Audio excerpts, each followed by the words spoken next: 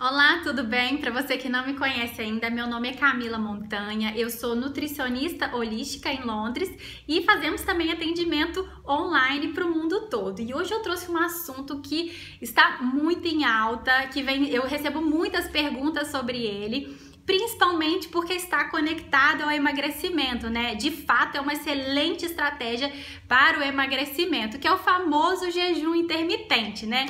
O que é o jejum intermitente? O jejum intermitente nada mais é do que uma restrição calórica. E o jejum, apesar de estar bem difundido agora, é uma prática muito antiga, né? Já praticada pelos nossos ancestrais, porque involuntariamente eles praticavam isso porque eles não tinham alimentos disponíveis em prateleira, assim como nós temos hoje em dia, não é verdade?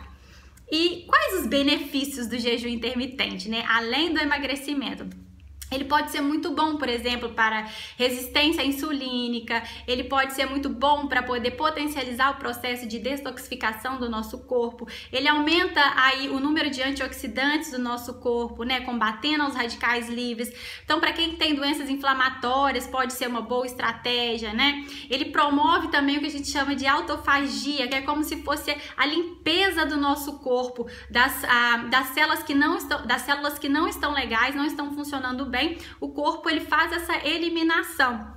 Então, assim, tem inúmeros benefícios. Um outro que eu gosto muito, que é o autoconhecimento. Quando você pratica o jejum, você começa a se conectar muito mais com o seu corpo. Você tem uma noção dos sinais e sintomas que o seu corpo te emite muito maior do que se não estivesse praticando o jejum intermitente. Então você consegue identificar o que é uma fome real, né, fisiológica, e o que é uma fome emocional, que a gente vê muito acontecendo aí no consultório hoje em dia. Então, assim, como começar a fazer o jejum intermitente, né? Vamos lá para a prática.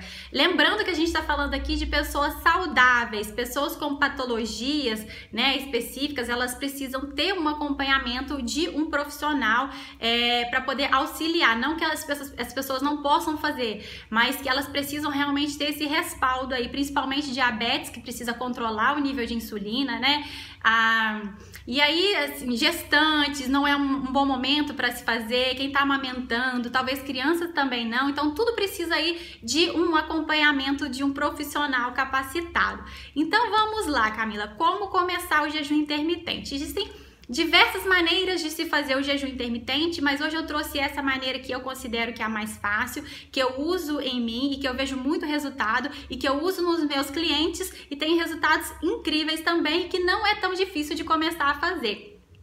Então vamos lá, seria começar a fazer o jejum por 12 horas. O que significa isso? Significa que você vai ficar 12 horas sem se alimentar, tá? Ou seja, se você teve o seu jantar às 7 da noite, você vai comer novamente às 7 da manhã. Então, você conta o seu período de sono com jejum, como jejum, né? Então, assim, fica mais fácil a gente conseguir implementar essa fase inicial do jejum intermitente, tá?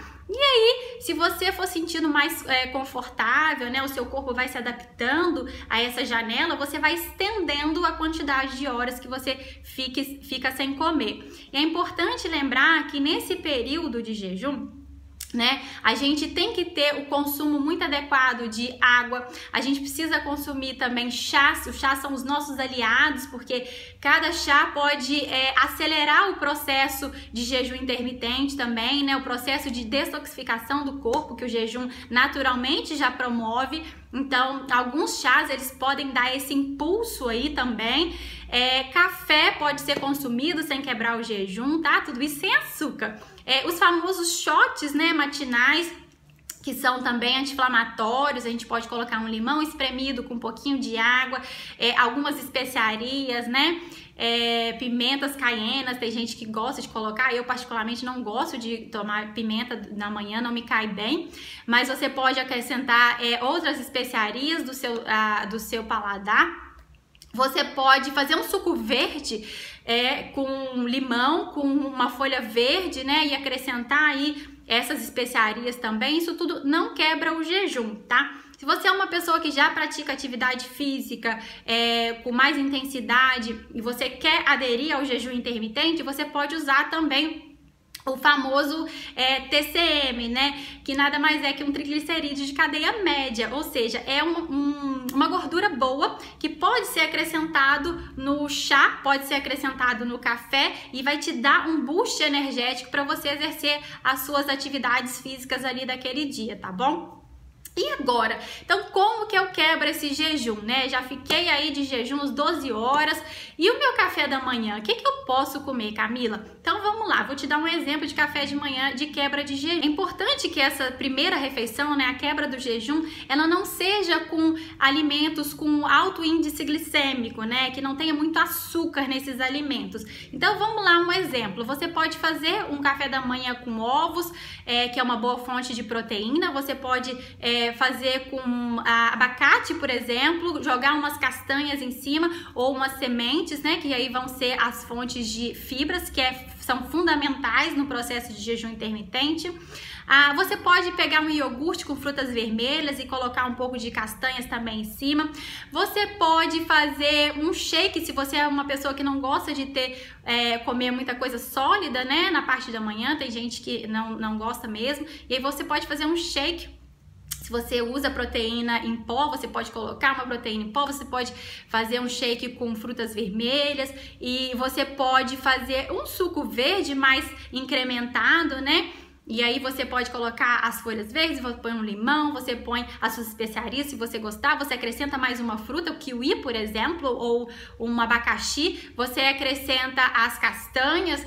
E aí a gente vai trabalhando de acordo com o seu gosto, de acordo com o que você mais tem afinidade. Agora é importante, como eu falei, que essas refeições não tenham um açúcar muito elevado. É importante que tenha sim carboidrato, mas que não seja muito elevado. Mas esse nível de carboidrato, esse nível de proteína, esse nível de gordura vai ser muito individual, de acordo com o seu gasto energético durante o dia e de acordo com a quantidade que você fica sem se alimentar. E aí muita gente me pergunta, eu já pratico atividade física, eu quero aderir ao jejum, eu não vou perder massa muscular? E a minha resposta é o seguinte: não, desde que você tenha o aporte adequado de nutrientes quando você come, tá? Então você precisa fornecer para o seu corpo o suficiente todos esses nutrientes que eu citei. E em alguns casos, dependendo do seu grau de atividade física, nós acrescentamos algumas suplementações para ajudar a manter essa homeostase do seu corpo, do seu metabolismo. Um outro benefício que eu esqueci de citar aqui no início é que o jejum ele pode aumentar muito o nosso foco, a nossa função cerebral, né? Ele melhora a nossa cognição. Então fica aí mais uma dica, se você precisa trabalhar mais com a sua mente, você precisa estar focado em algum momento, então pode ser uma prática do jejum intermitente. E o jejum não precisa ser feito todos os dias, ele pode ser feito uma vez por semana, depois você faz 2 vezes na semana, não precisa ser dias consecutivos, é melhor talvez que nem seja de verdade. E aí, como eu falei, você vai aumentando os desafios, o período de jejum e os dias de acordo com você se sentir bem. Se você começa a aumentar o estímulo de desafio do seu corpo, mas dentro de uma zona de segurança, tá? De preferência com um profissional capacitado te auxiliando. Mas é isso, gente. Espero que tenham gostado e se tiverem alguma pergunta, pode deixar aqui embaixo ou mandar uma mensagem pra gente e a gente se fala. Um beijo!